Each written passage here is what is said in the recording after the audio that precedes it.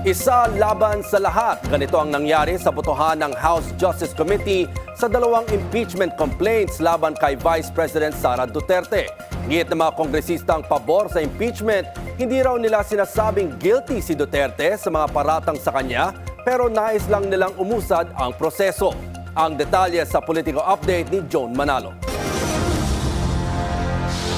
Those who are in favor of the motion, please raise your right hand.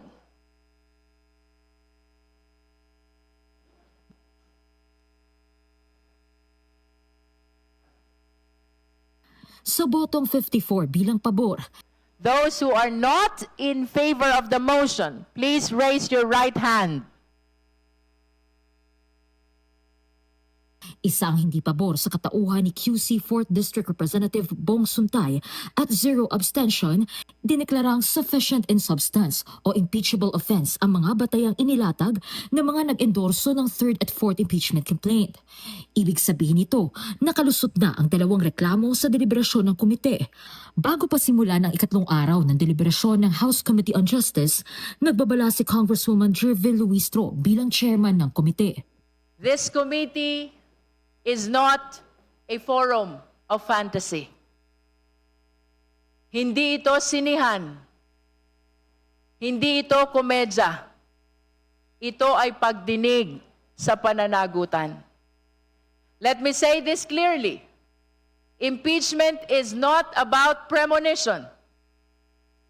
It is not about imagination.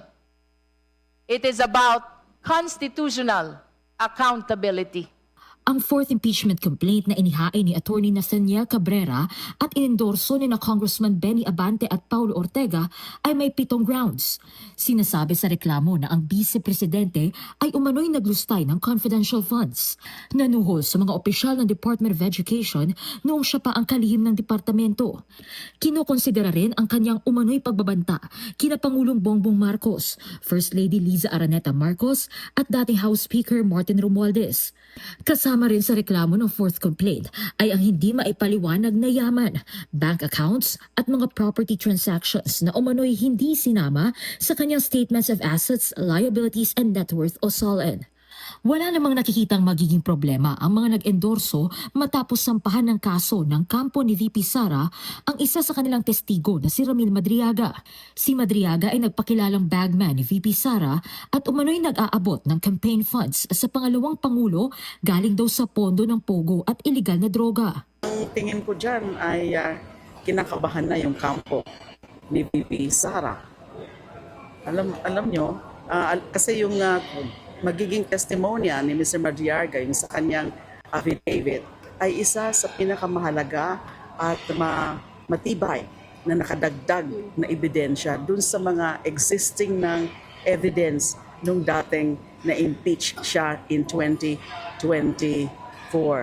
So kinakabahan na siguro, yan ang tingin ko, yung kampo ni VP Sara.